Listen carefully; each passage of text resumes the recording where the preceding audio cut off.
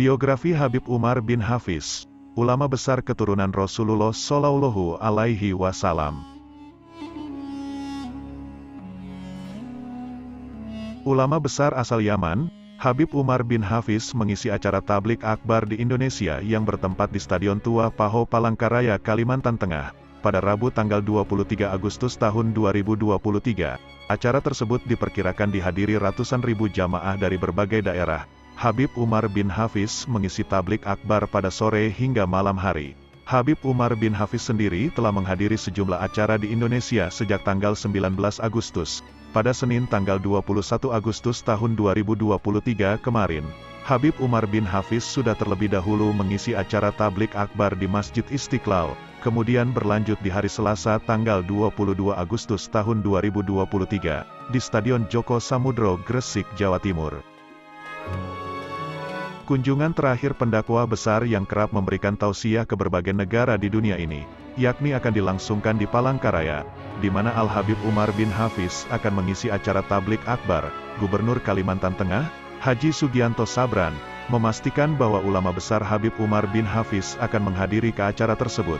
Dengan rangkaian akan dilangsungkan juga doa bersama demi kelancaran dan kedamaian Indonesia. Selain mengisi acara puncak tablik akbar, Habib Umar juga direncanakan akan melakukan peletakan batu pertama untuk pembangunan pondok pesantren di kawasan Jalan Cilikriwut. Biografi Habib Umar bin Hafiz. Habib Umar bin Hafiz lahir pada tanggal 27 Mei tahun 1963 di Tarim, Yaman. Beliau adalah seorang ulama yang memiliki garis keturunan khusus, terhubung langsung ke Nabi Muhammad Shallallahu Alaihi Wasallam dari Husain bin Ali. Beliau tumbuh sebagai ulama yang teguh dalam akidah Ahlus Sunnah wal Jamaah. Habib Umar dikenal sebagai pendiri pondok pesantren Darul Mustafa dan banyak sekolah Islam lainnya di Yaman. Murid-muridnya, termasuk dari Indonesia, sukses dalam berdakwah, menciptakan dampak positif seperti pendirian Majelis Rasulullah dan organisasi Muwasalah. Selain keilmuannya, Habib Umar bin Hafiz menonjol sebagai sosok bijaksana. Ia juga terkenal dengan perhatian tingginya terhadap murid-muridnya. Lebih dari sekadar pendidik, Habib Umar bin Hafiz juga peduli pada aspek sosial. Ia mendirikan Masyarakat Amal Al-Rafah untuk membantu korban bencana dan masyarakat terdampak konflik di Yaman. Semua ini mencerminkan komitmen Habib Umar untuk menginspirasi umat Islam melalui pendidikan, dakwah, dan perhatian pada sesama, meninggalkan warisan berharga bagi generasi mendatang. Masa kecil Habib Umar bin Hafiz. Umar mampu menghafal Al-Quran sejak kecil dan juga menghafal berbagai teks inti dalam fikih, hadis, bahasa Arab dan berbagai ilmu-ilmu keagamaan, yang membuatnya termasuk dalam lingkaran keilmuan yang beraliran sama dengan banyak ulama-ulama tradisional, seperti Muhammad bin Alawi bin Syihab dan Al-Syaikh Fadl Bafadl serta para ulama lain yang mengajar di Ribat Tarim. Ia juga mempelajari berbagai ilmu termasuk ilmu-ilmu spiritual keagamaan dari ayahnya, Muhammad bin Salim, yang darinya ia semakin mendalami dakwah dan bimbingan atau tuntunan keagamaan. Secara tragis, ketika Umar sedang menemani ayahnya untuk sholat Jumat, ayahnya diculik oleh golongan komunis dan ia sendirian pulang ke rumahnya dengan masih membawa syal milik ayahnya, dan sejak saat itu ayahnya tidak pernah terlihat lagi.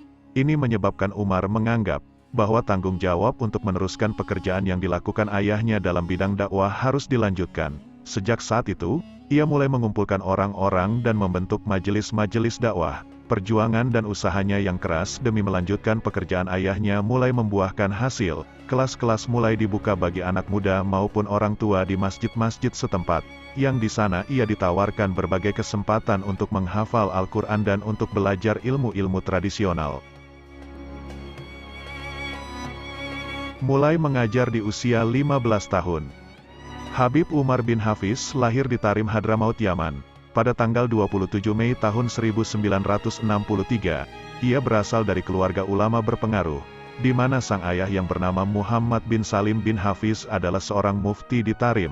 Karena itu pula, sejak kecil Habib Umar telah dibimbing untuk menghafal Al-Quran, dan belajar banyak ilmu Islam dari keluarganya sendiri. Selain belajar dari sang ayah, Habib Umar berada di bawah bimbingan banyak Habib terkemuka. Pada usia 15 tahun, Habib Umar sudah dipercaya untuk mengajar, di samping terus belajar dari para gurunya. Pada 1981 ketika usianya 17 tahun, Habib Umar bin Hafiz pindah ke kota Al-Baida.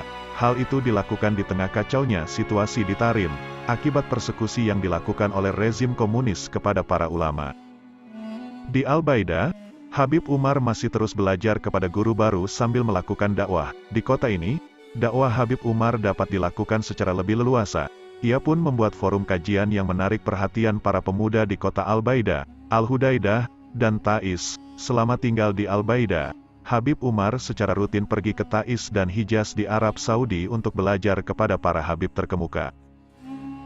Setelah jatuhnya rezim komunis pada 1990 yang membuat Yaman Utara dan Selatan bersatu, Habib Umar sempat kembali ke Tarim. Namun, ia akhirnya memilih tinggal di Salalah selama 1 tahun, sebelum akhirnya pindah ke Asyir. Perjalanan dakwah Habib Umar bin Hafiz pada 1994, Habib Umar bin Hafiz kembali ke kampung halamannya di Tarim. Ia kemudian mendirikan pondok pesantren Darul Mustafa, yang menarik minat para santri dari Tarim dan beberapa wilayah Yaman. Dalam perjalanannya, banyak santri dari Asia Tenggara yang juga memilih menuntut ilmu di Darul Mustafa, yang baru resmi dibuka pada 1997. Dengan semakin banyaknya santri, akhirnya dibuka Darul Zahra pada 2001 bagi santri perempuan. Selain itu, Darul Mustafa juga membuka cabang di beberapa kota di Yaman dan Asia Tenggara. Seiring dengan berkembangnya pesantren Darul Mustafa, Habib Umar juga semakin aktif melakukan dakwahnya secara global. Wilayah dakwahnya tidak hanya terbatas di negara-negara Arab dan Timur Tengah, tetapi juga sejumlah negara Eropa, Australia, dan Asia Tenggara. Di Indonesia, Habib Umar bin Hafiz telah melakukan dakwah rutin sejak 1994. Habib Umar bahkan merintis lahirnya Majelis Al-Muwasyalah Baina Ulama Al-Muslimin atau Forum Silaturahmi Antar Ulama, yang membuat intensitas kedatangannya semakin sering. Selain berdakwah di berbagai kota seperti Jakarta, Bandung, Cirebon, hingga Kalimantan, Habib Umar juga mengajar di pondok pesantren Nahdlatul Ulama. Penghargaan dan kiprah internasional Habib Umar bin Hafiz. 1. Pada tanggal 22 Februari sampai dengan tanggal 2 Maret tahun 2003, 26 sampai 29 Zulhijjah 1423 Hijriah, di Dar Al-Mustafa, ia merintis upaya persatuan dalam aktivitas dakwah, dengan mengadakan multaka ulama atau simposium yang dalam pertemuan itu dihadiri oleh berbagai ulama dari belahan dunia, dan kemudian berlanjut pada pertemuan berikutnya di berbagai penjuru dunia dalam skala lokal maupun internasional. 2. Habib Umar termasuk sebagai salah seorang penandatangan dari 2 dokumen internasional yang berpengaruh, yaitu Risalah Aman pada tahun 2005, pada urutan tanda tangan nomor 549, dan A Commonwealth pada tahun 2007 dalam urutan tanda tangan nomor 42, yang keduanya ditandatangani oleh tokoh-tokoh Muslim dunia, termasuk diantaranya beberapa pemimpin Muslim Indonesia. 3. Di Indonesia, Habib Umar mendeklarasi berdirinya Majelis Al-Muwasyalah Baina Ulama Al-Muslimin, atau Forum Silaturahmi Antar Ulama pada tahun 1327 Hijriah atau 2007 Masehi. 4. Tahun 2009, New York Times menampilkan Al-Habib Umar dan Darul Mustafa dalam salah satu pemberitaannya. 5. Al-Habib Umar bin Hafiz termasuk salah satu dari 50 urutan teratas dari The Muslim 500, The World's 500 Most Influential Muslims, yang diterbitkan oleh Center for Muslim Christian Understanding, Georgetown University Amerika Serikat, yang dipimpin oleh sarjana studi Islam ternama, John Esposito.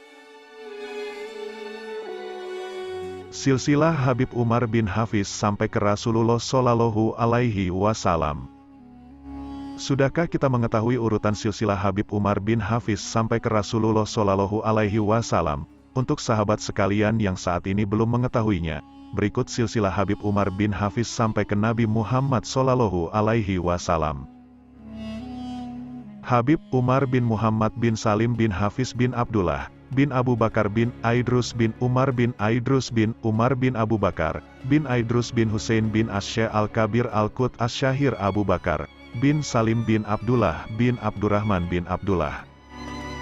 Sayyidina Syekh Al-Imam Al-Qut bin Abdurrahman As-Segaf bin Syekh Muhammad Maula bin Ad-Dawilai, bin Syekh Ali Sohibud Dark bin Sayyidina Al-Imam Alwi Al-Guyur, bin Sayyidina Al-Imam Al-Faqih bin Al-Muqaddam Muhammad bin Sayyidina Ali, bin Sayyidina Al-Imam Muhammad bin Sohib Marbat bin Sayyidina Al-Imam Qoli Qosam bin Sayyidina Alwi, bin Sayyidina Al-Imam Muhammad bin Sohib As-Sauma'ah, bin Sayyidina Al-Imam Alwi Sohib Samal bin Sayyidina Al-Imam Ubaidillah bin Sohibul Arad, Sayyidina Al-Imam Muhajir Ahmad bin Sayyidina Al-Imam Isa Ar-Rumi, bin Sayyidina Al-Imam Muhammad An-Nakib, bin Sayyidina Al-Imam Ali Al-Uraidi bin Sayyidina Al-Imam Jafar As-Sodiq, bin Sayyidina Al-Imam Muhammad Al-Bakir, bin Sayyidina Al-Imam Ali Zainal Abidin bin Sayyidina Al-Imam As-Syahid, bin Syababul Jannah Sayyidina Al-Husain, bin Sayyidah Fatimah Az-Zahra dan Sayyidina Ali bin Abi Talib, hingga Rasulullah Muhammad Sallallahu Alaihi Wasallam.